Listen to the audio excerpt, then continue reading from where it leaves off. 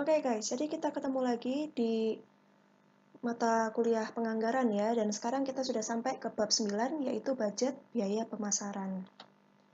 Nah, di sebelumnya ya teman-teman, bahwa kita sudah melakukan tahap-tahap sebagai berikut dan sekarang kita masuk ke budget biaya. Selain administrasi juga ada pemasaran. Yuk kita pelajari satu-satu mulai dari pengertiannya. Jadi saya selalu tekankan ada 4 unsur pokok penganggaran dan disajikan pada slide berikut ya. Jadi 4 unsur pokok tersebut dapat menjelaskan apa itu pengertian. Yaitu budget, ya budget biaya pemasaran adalah budget yang merencanakan secara sistematis dan terinci biaya-biaya pemasaran yang ditanggung oleh perusahaan. Dalam bentuk kita sajikan dalam satuan moneter dan selama periode tertentu di masa yang mendatang. Teman-teman, untuk setiap subbab tentu untuk setiap bab tentu ada topiknya masing-masing. Jadi kalau rumusannya, unsur pokoknya adalah sama, yang membedakan hanya di poin kedua ini. Karena poin kedua, unsur pokok kedua adalah meliputi seluruh kegiatan perusahaan. Dan saat ini kita sudah fokus pada yang namanya biaya pemasaran. Kemudian, secara umum ya, Departemen Pemasaran itu memiliki bagian-bagian atau subbagian gitu. Bisa terbagi menjadi 6 subbagian, yaitu bagian promosi, di mana tugasnya adalah mengerjakan atau ya aktivitasnya berhubungan dengan publikasi produk. Dari iklan, promosi penjualan secara tatap muka, dan juga publikasi menggunakan media-media tertentu. Kemudian bagian sub kedua adalah bagian transaksi, yaitu yang memberikan jasa atau layanan kepada pembeli barang nanti. Jadi yang berhubungan langsung dengan para customer. Ketiga adalah bagian ekspedisi, yaitu bagaimana perusahaan dapat mengirimkan barang atau hal-hal yang berkaitan dengan transportasi barang dan kegiatan berkaitan dengan pemasaran. Keempat adalah purna jual. Setelah penjualan tentu ada layanan-layanan setelah kegiatan penjualan tadi ya, biasanya berkaitan dengan garansi atau keluhan pelanggan kayak gitu. Jadi ada layanan yang diberikan setelah masa penjualan. Kelima adalah bagian perlengkapan. Ini yang paling kompleks karena dia akan menunjang semua subbagian pemasaran ini. Misalnya bagian promosi membutuhkan alat-alat dan bisa diminta pada bagian perlengkapan yang menyediakan. Ya, berkaitan dengan ya segala peralatan atau media yang dibutuhkan oleh Departemen Pemasaran dikerjakan oleh bagian perlengkapan. Kemudian berikutnya adalah Litbang, penelitian dan pengembangan. Dia akan melakukan kegiatan penelitian dan juga pengembangan berdasarkan data kuantitatif dan juga kualitatif. Melihat bagaimana persaingan yang ada di pasar. Melihat bagaimana permintaan, laju permintaan, dan seterusnya.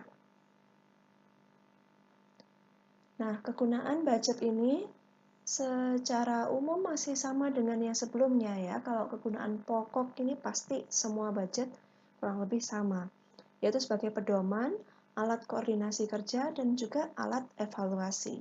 Nggak ada perubahan, nggak ada perbedaan dengan yang sebelum-sebelumnya ya. Namun untuk kebutuhan khusus ada miripnya sama budget biaya administrasi yang lalu ya, mirip banget bahkan. Ini adalah sebagai dasar penyusunan budget kas, karena ketika kita menyusun budget pemasaran ini, tentu kita mengetahui biaya-biaya apa yang akan terjadi, yang akan muncul pada periode-periode mendatang, sehingga kita bisa anggarkan dalam budget kas kita juga.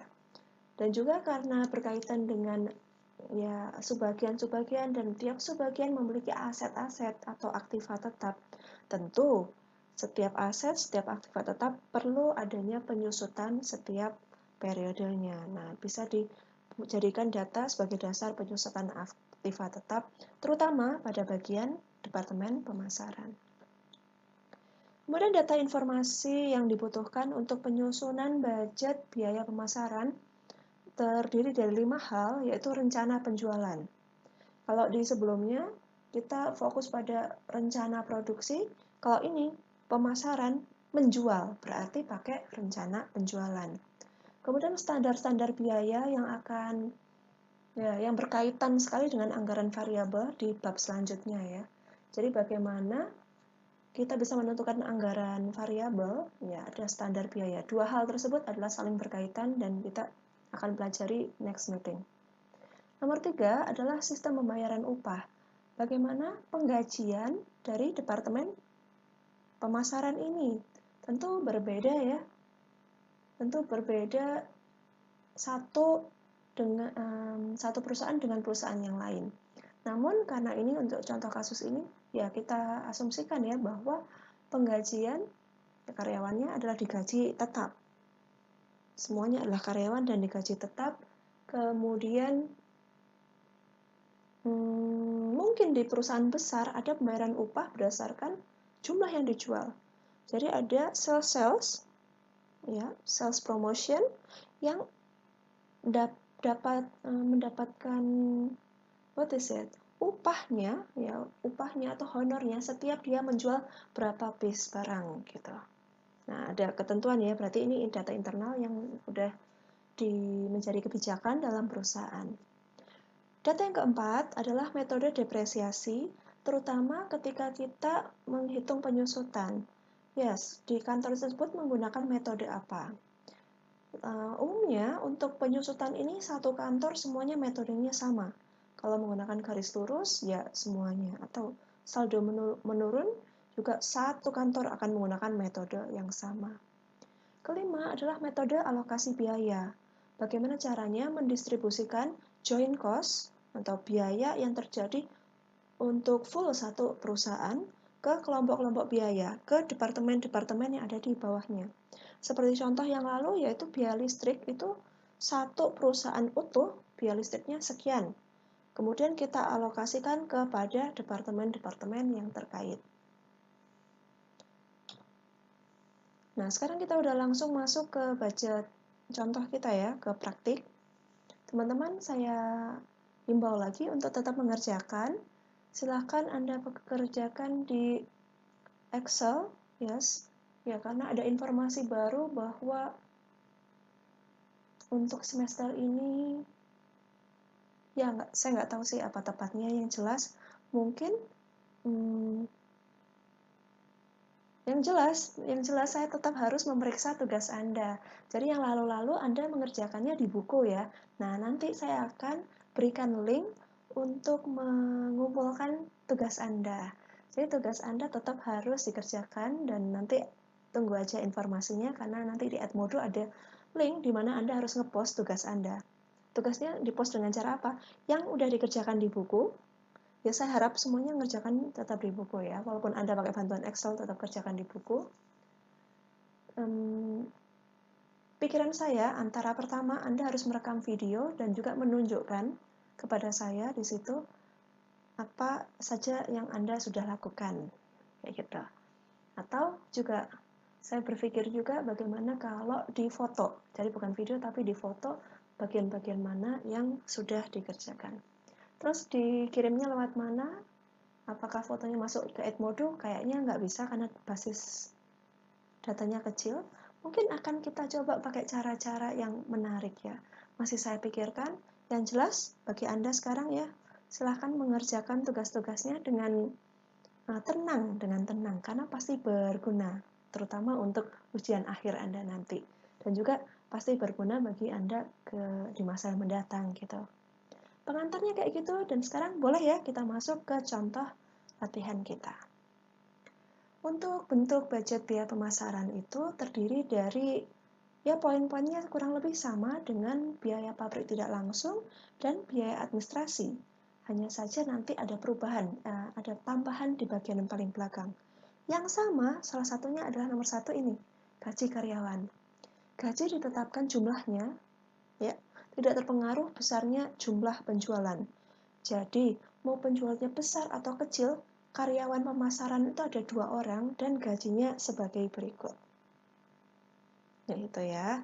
Kemudian, untuk kasus kita ini, karena kita sendiri udah menghitung yang rumit di bagian biaya pabrik tidak langsung ya, sekarang sama seperti biaya administrasi, kita tidak buat yang namanya sub bagian. Jadi biayanya satu utuh untuk satu departemen pemasaran. Data disajikan dalam tabel berikut. Yes. Kedua adalah biaya bahan pembantu. Tentu saja departemen pemasaran membutuhkan biaya bahan pembantu juga ya. Nah, silakan teman-teman buka di halaman 191. Ada contohnya. Nah, biaya bahan pembantu itu sendiri terdiri dari biaya tetap dan juga ada biaya variabel. Biaya variabel itu artinya berubah mengikuti dengan perubahan produk yang dijualnya. Biayanya bisa berubah tergantung pada suatu penggeraknya. Misalnya, ketika menjual lebih banyak, tentu biaya yang dikeluarkan lebih banyak. Tapi kalau biaya tetap, mau jual banyak atau sedikit, biayanya tetap segitu. Karena sudah dibahas, saya coba contohkan hal yang umum gitu ya. Jadi kalau ada satu perusahaan, dia gedungnya adalah nyewa. Nah, gedung tersebut sewa.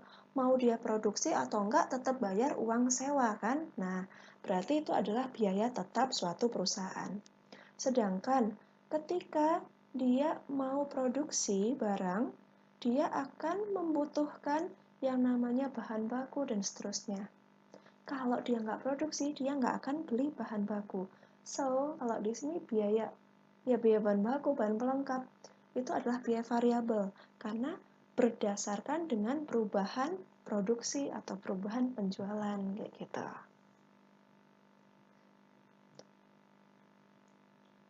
Nah, kalau gaji gimana? Ada pertanyaan kayak gitu.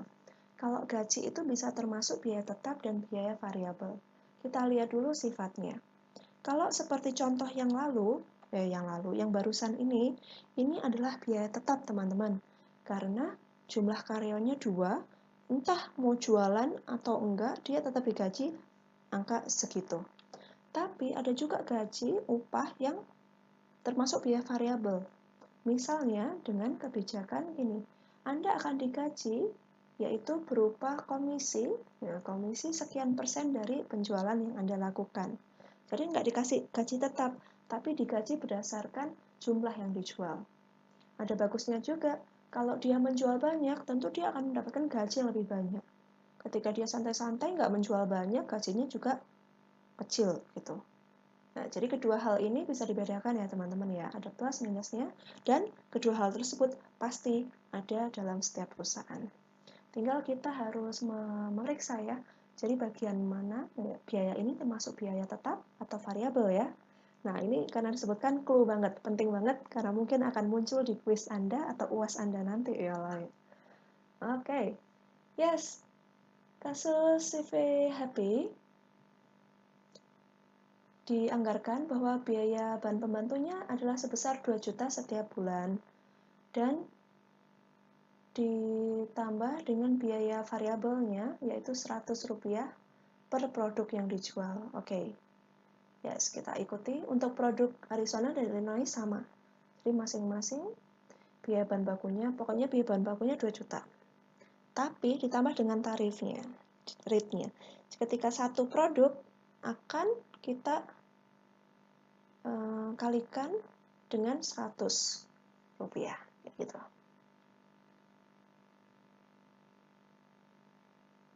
Oke. Saya rasa langsung ke Excel-nya ya teman-teman ya. Habis dari soal ini kita akan ke Excel-nya. Nah, teman-teman ini tadi kalau yang pertama gaji karyawan masih mudah ya karena nggak ada perbedaannya. Saya langsung ke bagian yang nomor 2 yaitu bagian biaya bahan pembantu. Oke. Nah, bahan pembantu saya bikin bantuannya di sini. Nah, diketahui bahwa produk Arizona kita yang mau dijual adalah 18.000 pada bulan Januari, dan juga Illinois-nya 10.300. Kedua buah produk yang mau dijual sekian. Dan diketahui tadi bahwa biaya variabelnya adalah sama ya, 100 per produk. Sama aja, berarti tinggal dikalikan aja. Saya udah buat di sini, lihat ya, bahwa M4 ini yaitu produk kita. Kalau misalnya ada soal yang produk Arizona harganya 100, produk Illinois ditambah 150, tentu Anda harus hitung satu persatu dulu ya. Jadi misalnya Arizona dikalikan dengan tarifnya tadi 100, hasilnya X. Kemudian produk Illinois dikalikan dengan 150, hasilnya Y. Nah, berarti harus tambahan dari penjumlahan dari X dan Y, gitu ya. Karena untuk kasus kita ini tarifnya semua sama, 100, tentu mudah. Produknya ada di M4 ini, total produk yang dihasilkan kali 100, ditambah dengan biaya tetapnya yaitu sebesar 2 juta. Kita dapatkan angka 4.834 dan siap untuk dimasukkan ke tabel kita. Begitu juga untuk periode-periode selanjutnya, oke? Yes, kita kembali lagi. Untuk biaya pembantu selesai. Kita lanjut ke biaya ketiga, yaitu biaya pemeliharaan gedung. Nah, ini udah sama sekali, sama seperti yang dulu ya. Hanya saja kalau dulu bab ke-7 pakai yang ini, pabrik 70%. Sekarang untuk bab administrasi, bab 8 kemarin 10%. Nah, sekarang untuk bab ke-9 kita yaitu pemasaran 20%. Hitungannya kan sudah dulu, jadi kita tinggal pakai hitungan yang lalu aja. Yes, untuk pemeliharaan gedung didapatkan angka 70.015.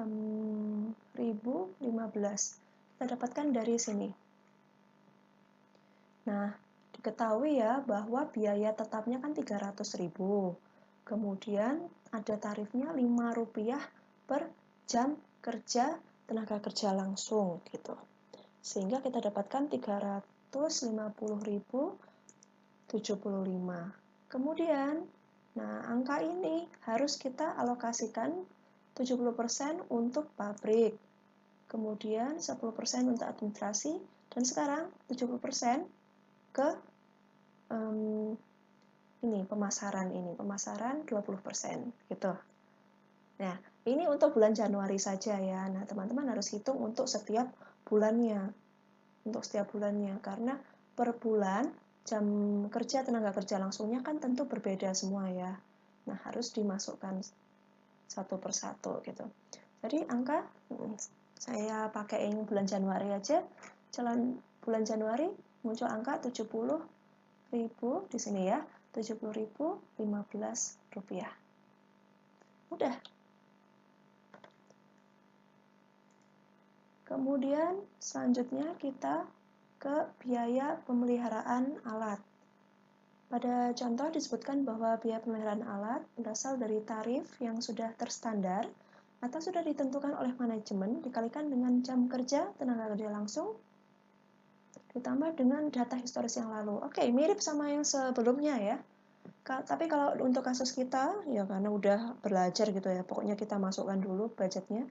Kita asumsikan, ya kita anggarkan bahwa untuk alat pemeliharaan alat pemasaran 50.000 setiap bulan.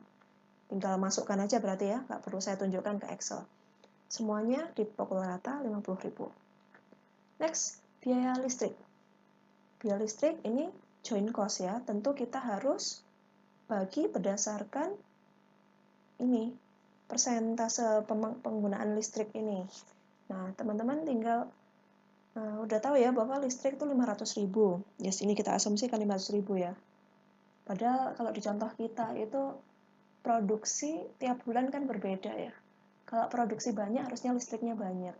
Yes, tapi ini kita ambil titik tengahnya ya, bahwa biaya listriknya 500 dialokasikan pada ya persentase berikut. Caranya masih sama sih. Tinggal 15% kali 500.000 berapa Anda masukkan di Excel. Masih mudah, saya nggak tunjukkan Excel-nya. Kemudian biaya penyusutan, yaitu kita tetap harus menyusutkan semua aktiva atau aset tetap perusahaan kita. Bentuknya joint cost harus dialokasikan, dan ini sama seperti yang tadi. 7. Biaya penyusutan alat. Sudah sama juga ya, dan datanya udah diberikan. Oke, kita bisa skip. Nah, di sini ada biaya baru yang muncul hanya di bab budget biaya pemasaran aja, yaitu promosi. Nah, di contoh pada buku halaman 197 sudah disebutkan bahwa biaya promosi ini untuk seluruh keperluan setiap subbagian. Nah, jadi karena biaya promosi ini terdiri dari, ya pokoknya kepentingan dari semua subbagian itu tadi. Kalau di buku kan ada contohnya subbagian promosi, punya sendiri transaksi dan ekspedisi gitu. Tetap biaya terdiri dari biaya tetap dan biaya variabel per produk yang terjual. Nah, sekarang untuk CV kita, biaya promosi itu dianggarkan 3 juta setiap bulan, ditambah biaya variabel, yaitu Rp50 per produk yang terjual. Mirip banget sama yang tadi ya, biaya bahan pembantu tadi. Oke, kita akan coba tunjukkan ke sini. Nah, ini tadi kalau ini biaya pembantu, sekarang saya mau masuk ke biaya promosi. Karena sama tarifnya atau biaya variabelnya per produk sama antara Arizona dan Illinois, maka saya langsung kalikan ya. Jadi jumlah produk unit yang mau dijual dikalikan dengan tarifnya Rp50 ditambah dengan biaya tetapnya 3 juta. Sehingga kita dapatkan angka sekian ini ya teman-teman ya, 4.417.500, dan langsung kita masukkan pada tabel kita berikut. Selesai. Jadi kita sudah punya menyusun ya, 8 penyusun budget biaya pemasaran untuk bulan Januari. Tentu Anda harus jumlahkan ya supaya mengetahui budget biaya pemasaran bulan Januari berapa. Kemudian yes, mengikuti format-format yang sebelumnya bahwa kita buat per 4 bulan gitu. Jadi ada catur wulan Februari, Maret, April. Kemudian ada subnya, sub total untuk per catur wulan, dan nanti akan kita bebankan. Yuk kita lanjut dulu ke sini. Pembebanan biaya administrasi. Nah, biaya, kok masih administrasi ya? Biaya pemasaran nih. Saya revisi langsung nih.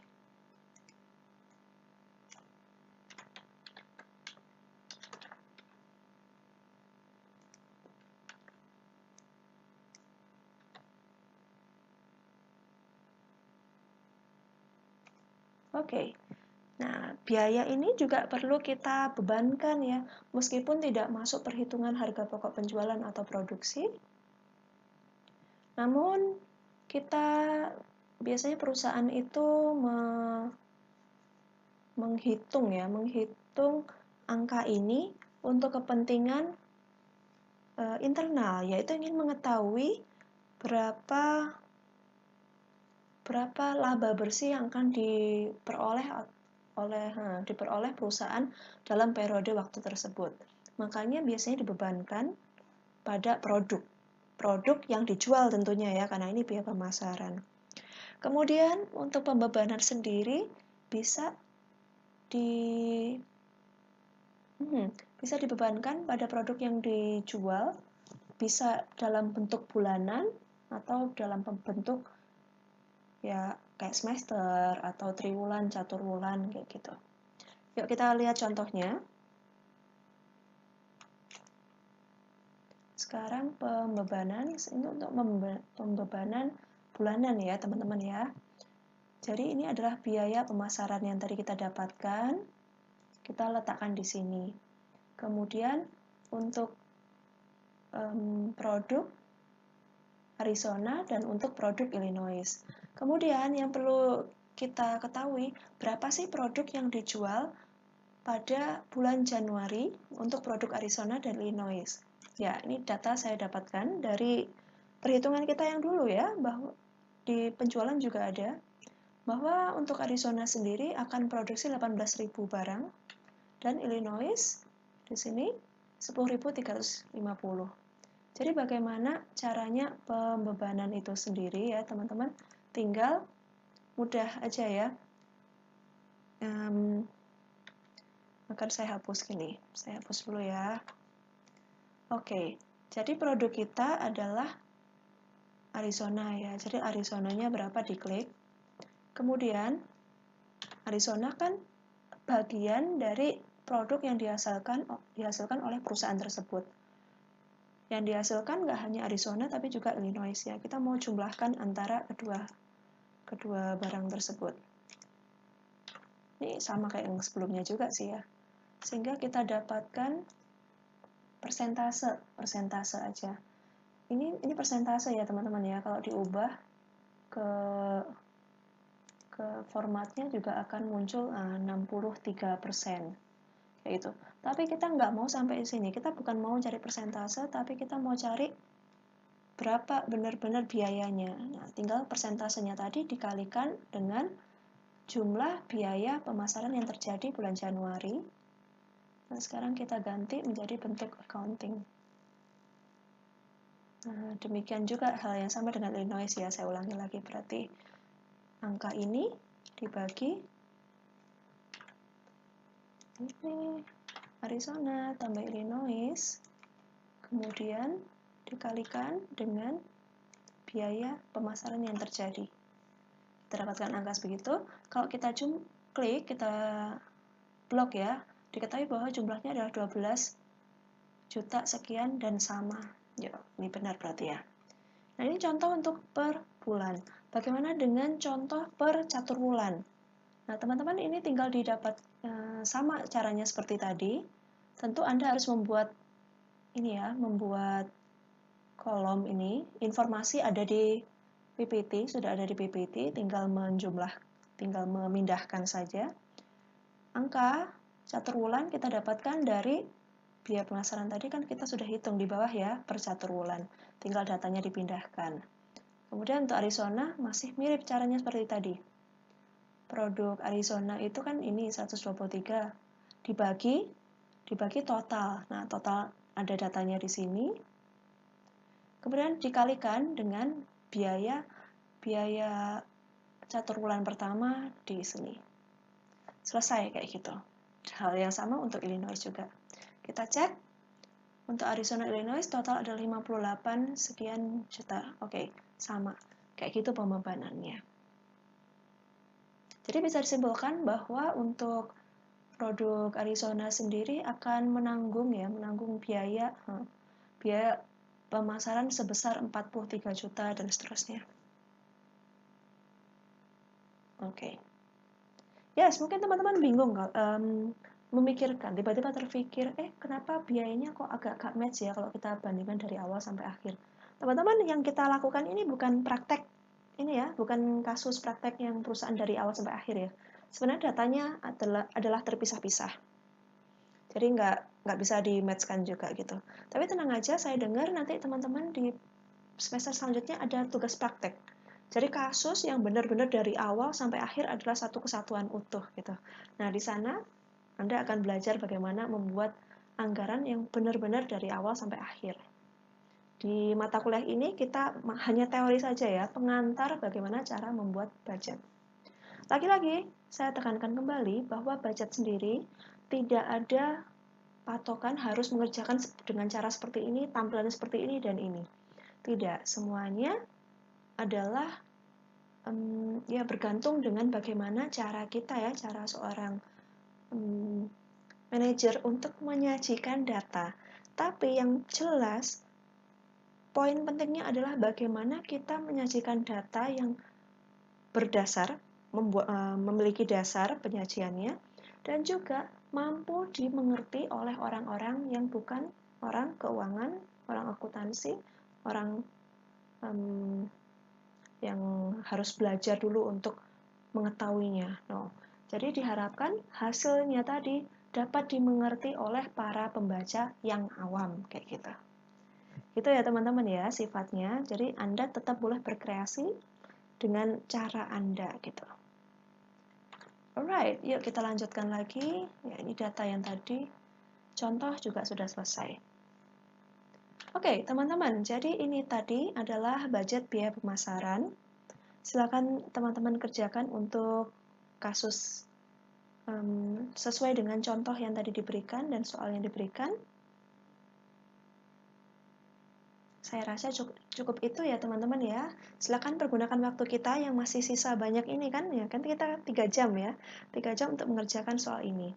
Dan saya ingatkan kembali, kalau kelas 2B di pertemuan yang lalu pernah saya kasih tugas untuk mengerjakan ya suatu hal, yaitu mengumpulkan dokumen-dokumen, menatanya dalam satu tas supaya dan seterusnya. Saya mau informasikan juga untuk kelas 2C, biar sama juga ya.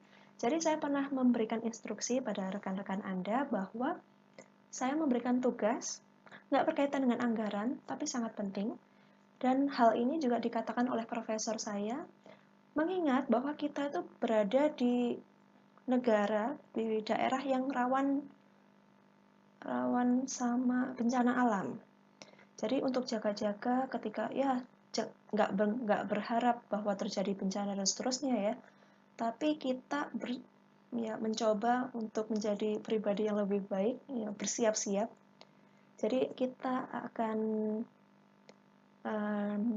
disarankan ya kita itu untuk mengumpulkan semua dokumen penting kita dalam satu file, satu map yang kantung-kantung itu teman-teman ya. Map data-data yang penting diletakkan dalam satu map yang what is it? File folder gitu ya, file organizer ya. Kemudian diletakkan pada satu tas sehingga ketika misalnya ada urgent yang harus urgent emergency gitu, kita tinggal ambil tas tersebut dan bisa menyelamatkan diri gitu. Ya, ini satu saran yang saya dapatkan dari guru saya waktu dulu, dan hal yang umum ya, tapi saya rasa belum semua orang melakukan ini, dan saya pikir karena ini baik, teman-teman mungkin bisa dipraktekkan juga ya. Kalau tugasnya ini kan cepet nih, saya mengerjakan sendiri nggak ada setengah jam sih pakai Excel gitu. Nah, teman-teman kalau sudah menyalin dan sudah selesai, boleh tuh dilakukan ya. Kan ya hitung-hitung juga bantuin orang tua ngerapiin berkas-berkas gitu ya. Oke, yes, penutup kelas kita cukup itu. Teman-teman jangan lupa tetap terapkan pola hidup bersih sehat ya. Dan tetap semangat. Walaupun saya tahu pasti mata kuliah lain pun juga akan semakin banyak tugasnya dan semakin berat. Tapi gimana ya, enjoy aja ya teman-teman. Lakukan dengan bahagia. Ya, sama lakukan dengan senang hati gitu aja. Well, yes, terima kasih sudah mendengarkan kelas kita hari ini ya. Tentu saya masih menunggu pertanyaan dari Anda kalau ada hal yang kurang jelas atau ketika Anda menemukan ada kesalahan. Silahkan sampaikan pada saya supaya saya bisa revisi dan supaya temannya nggak terjerumus juga gitu ya. Well, okay. See you on the next meeting. Bye-bye.